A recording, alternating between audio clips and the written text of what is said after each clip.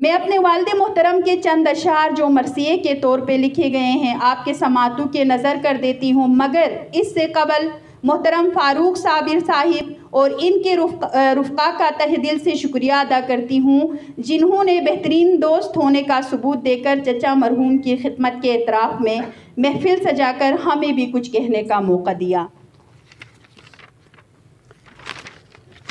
اللہ پاک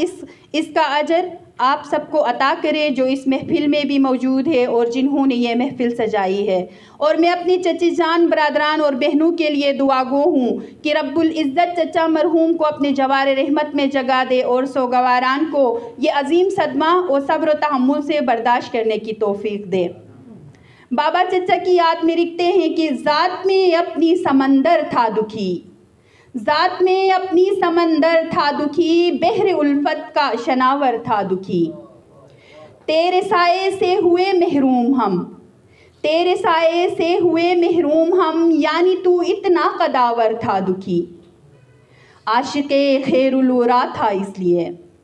عاشق خیر الورا تھا اس لیے، میرا پیارا میرا دلبر تھا دکھی،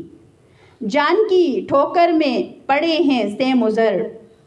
جن کی ٹھوکر میں پڑے ہیں سیم و زر، ان ملنگوں کا قلندر تھا دکھی، جس میں دھرتی کے لیے تھا اضطراب، جس میں دھرتی کے لیے تھا اضطراب، اس رعایا کا سکندر تھا دکھی۔ ان کے دل میں تھی محبت موجزن، ان کے دل میں تھی محبت موجزن، الفتوں کا ایک ساگر تھا دکھی، جس نے روندے نفرتوں کے بت نسیم، جس نے روندے نفرتوں کے بت نسیم، وہ اکیلا ایک لشکر تھا دکھی۔